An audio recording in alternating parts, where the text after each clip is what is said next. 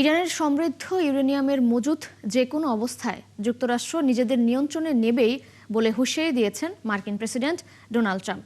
তবে ইরানের সর্বোচ্চ ধর্মীয় নেতা মুজতবা খামেনি জানিয়েছেন, নিজেদের পরিশোধিত ইউরেনিয়ামের মজুত কিছুতেই অন্য দেশে পাঠানো হবে না।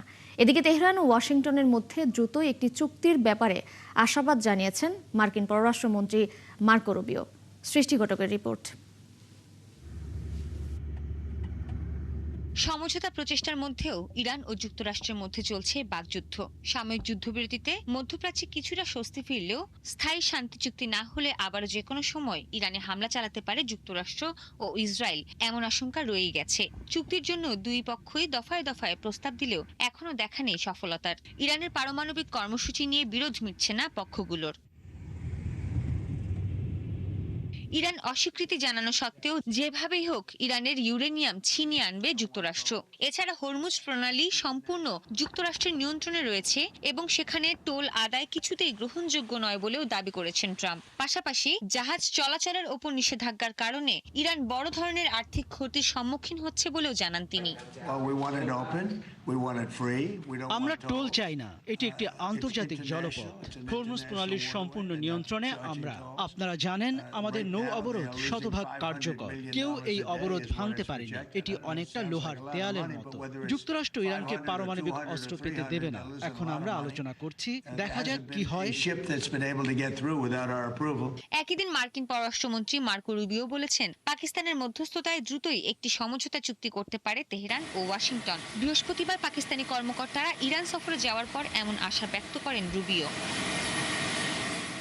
এদিকে ইরানের সর্বোচ্চ ধর্মীয় নেতা মুজতবা খামেনি এক নতুন নির্দেশ জারি করেছেন। তাতে তিনি স্পষ্ট করেছেন যে কোনো অবস্থাতেই ইরানের উচ্চ মাত্রার পরিশোধিত ইউরেনিয়াম অন্য দেশের হাতে তুলে দেয়া হবে না। ধারণা করা হয় ইরানের কাছে 400 কেজি সমৃদ্ধকৃত ইউরেনিয়াম আছে, যা দিয়ে অন্তত 1 ডজন পারমাণবিক বোমা তৈরি করা যাবে। ইসরায়েলের প্রধানমন্ত্রী বেনিয়ামিন নেতানিয়াহু এর আগে বলেছিলেন, যতক্ষণ পর্যন্ত ইরানের ইউরেনিয়াম অপসারণ না করা হবে, হিজবুল্লাহ হামাসের মতো সশস্ত্র গোষ্ঠীকে সহায়তা বন্ধ না করা হবে এবং ইরানের ব্যালিস্টিক মিসাইলের সক্ষমতা শেষ না করা হবে, ততক্ষণ তিনি যুদ্ধ বন্ধ করবেন না। সৃষ্টি ঘটক, 71। দক্ষিণ লেবাননে ইসরায়েলি বিমান হামলায় অন্তত 14 জন নিহত হয়েছেন। নিহতদের মধ্যে নারী ও শিশুও রয়েছে। মঙ্গলবার দেইর কানুন আল নাহর এলাকায় এই হামলা চালানো হয়। এতে বহু বাড়িঘর ধ্বংসস্তূপে পরিণত হয়।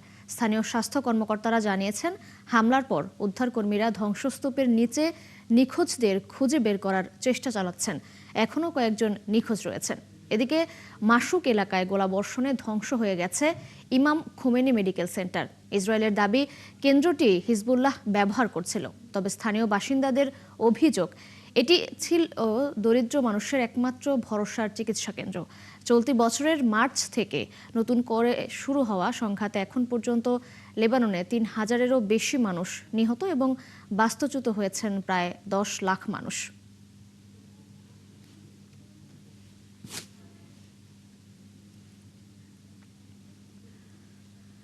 রাশিয়ায় ব্রিয়ান্স্ক সীমান্ত অঞ্চলে ইউক্রেনীয় ড্রোন হামলায় 3 রেল কর্মী নিহত হয়েছেন। আহত হয়েছেন বেশ কয়েকজন। অন্যদিকে ইউক্রেনের সুমিতে রুশ বাহিনীর পাল্টা হামলায় শিশুসহ আহত হয়েছেন অন্তত 6 জন। ইউক্রেনের বিমান বাহিনী জানিয়েছে, তারা রাশিয়ার বিভিন্ন অঞ্চলে 116টি ড্রোন ছোড়ে। এ সময় রাশিয়ার ব্রিয়ান্স্ক সীমান্ত অঞ্চলে ইউক্রেনীয় ড্রোন হামলায় একটি ট্রেনের ইঞ্জিনে আঘাত লাগে। এতে কয়েকজন রেলকর্মী হতাহত হন। একই সময়ে লিথুয়ানিয়া ও লাটভিয়া নিজেদের আকাশসীমায় ড্রোন শনাক্ত করার পর সতর্কতা জারি করা হয়। নিরাপত্তা নিশ্চিত করতে ন্যাটো যুদ্ধ বিমান উড্ডয়ন করে। অন্যদিকে ইউক্রেনের সুমিতে রুশ বাহিনীর পাল্টা হামলা চালায় এবং এতে শিশুসহ বেশ কয়েকজন আহত হয়েছে।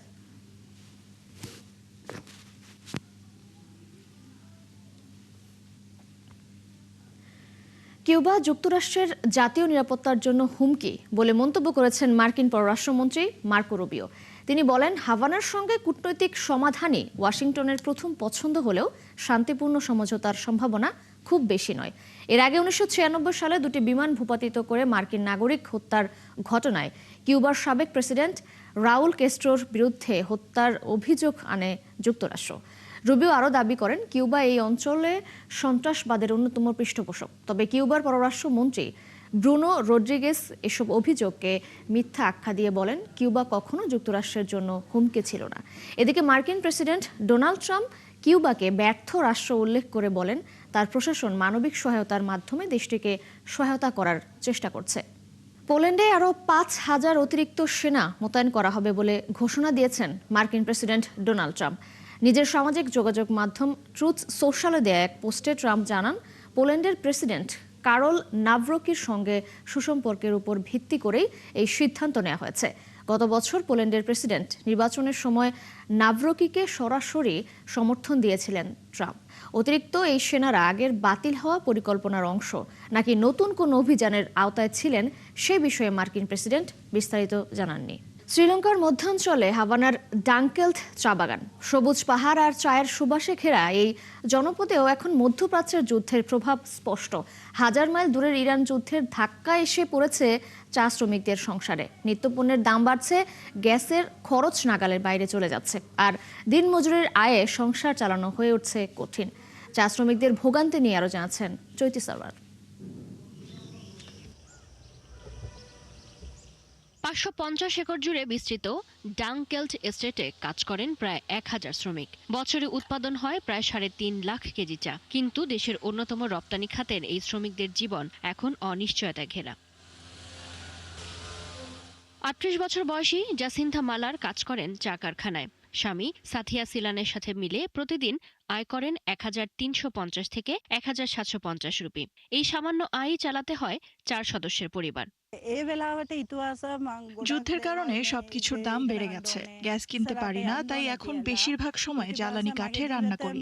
আগে যেসব জিনিস কিনতাম এখন সেগুলো অল্প অল্প করে কিনতে হচ্ছে। জ্বালানির দাম বেড়েছে 30% বেশি। রান্নার গ্যাসের দামও বেড়েছে প্রায় 20%। ফলে শ্রমিক পরিবারগুলো বাধ্য হচ্ছে খরচ কমাতে।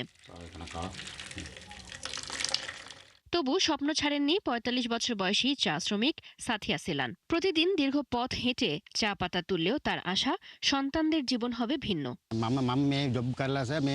আমি কঠোর পরিশ্রম করছি শুধু সন্তানদের ভালো ভবিষ্যতের জন্য। আমি চাই তারা লেখাপড়া শিখে জীবনে ভালো অবস্থানে যাক। দারিদ্র্য আর মূল্যস্ফীতির চাপে জীবন আরো কঠিন হলেও পরিবারগুলো এখনো টিকে থাকার লড়াই চালিয়ে যাচ্ছে। প্রতিনিয়ত প্রার্থনা করছেন যুদ্ধবিগ্রহ বন্ধের, শান্তিপূর্ণ পৃথিবীর। চৈতি সরওয়ার, 71। এবারও পশ্চিমবঙ্গে কোরবানির বিধিনিষেধ বহাল থাকছে। 1950 সালের আইনে আদালতের নির্দেশনা মেনে শুধুমাত্র অনুমোদিত কসাইখানায় কোরবানি করা যাবে। এ নিয়ে রাজনৈতিক প্রতিনিধি, পুলিশ প্রশাসন ও ইমামদের সঙ্গে বৈঠক করে শান্তিপূর্ণভাবে ঈদ উদযাপনের আহ্বান জানিয়েছেন বিজেপি বিধায়ক রূপা গঙ্গোপাধ্যায়। কলকাতা থেকে সত্যজিৎ চক্রবর্তীর পাঠানো তথ্য ছবিতে বিস্তারিত চৈতি সরওয়ারের প্রতিবেদনে। নানা গুঞ্জনের মধ্যেই পশ্চিমবঙ্গের রাজ্য প্রশাসন জানিয়েছে আইন মেনেই পশু কোরবানি করতে হবে। 1950 সালের আইনে 14 বছরের কম বয়সী গরু এবং অনুমতিহীন মহিষ কোরবানি নিষিদ্ধ। পাশাপাশি রাস্তার ধারের কসাইখানাও বন্ধ রাখার নির্দেশ দেওয়া হয়েছে। শুধুমাত্র পৌরসভা বা প্রশাসন নির্ধারিত কসাইখানায় পশু কোরবানি করতে হবে। রাজনৈতিক ব্যক্তিত্ব, পুলিশ কর্মকর্তা ও ইমামদের নিয়ে বৈঠক অনুষ্ঠিত হয়। বৈঠক শেষে বিজেপি বিধায়ক রূপা গঙ্গোপাধ্যায় বলেন, নিয়ম মেনেই কোরবানি করতে হবে, প্রকাশ্যে রক্ত ছড়ানো বা ভিডিও ছড়ানো যাবে না। রেস্ট্রিকশন কিচ্ছু নেই, আইন মেনে সবকিছু হবে। যা পশ্চিমবঙ্গের সরকার যা যা আইন দিয়েছে, আমরা এখানে সবাই সেই আইন মেনে কাজ করব। সুন্দরভাবে থাকবে, ওসব ভিডিও টিডিও করে ছড়িয়ে লোককে দুঃখ দেবে না। খুব সুন্দর অনুষ্ঠান হবে। এদিকে গত 13 মে জারি করা সরকারি নোটিশে বলা হয়, গরু বা মহিষ কোরবানি করতে হলে ফিটনেস সার্টিফিকেট লাগবে, পশুর বয়স 14 বছরের বেশি এবং দিতে হবে প্রজনন ক্ষমতা না থাকার প্রমাণপত্র। এই নির্দেশনার বিরুদ্ধে হাইকোর্টে আপিল হলেও আদালত তা খারিজ করে দেন। চৈতি সরওয়ার, 71। হন্ডুরাসে দুটি পৃথক হামলায় পুলিশ সহ অন্তত 16 জন নিহত হয়েছেন। দেশটির উত্তরাঞ্চলের একটি খামারে চালানো হামলায় 10 জন শ্রমিক নিহত হয়। এছাড়াও গুয়েতেমালা সীমান্তের কাছে 6 পুলিশ নিহত হয়েছেন। প্রথম হামলাটি হয় উত্তর হন্ডুরাসের একটি পাম গাছের খামারে। একদল সশস্ত্র সন্ত্রাসী সেখানে আকস্মিক হামলা চালালে অনেক শ্রমিক হতাহত হয়। দেশটির নিরাপত্তা মন্ত্রী বলেছেন, সেখানে প্রকৃত মৃতের সংখ্যা আরও বেশি হতে পারে, কারণ পুলিশ পৌঁছানোর আগেই অনেক মৃতদেহগুলো সরিয়ে ফেলা হয়েছিল। হন্ডুরাসের জাতীয় পুলিশের মুখপাত্র বলেছে, কারা এবং কী কারণে হামলা করেছে তা এখনও স্পষ্ট নয়। দ্বিতীয় হামলা হলে গুয়াতেমালা সীমান্তের কাছে এবং এর কারণে অনেকেই নিহত হয়। অপরাধীদের দমনে পরিচালিত একটি অভিযানের সময় পুলিশের উপর অতর্কিত হামলা চালানো হয়।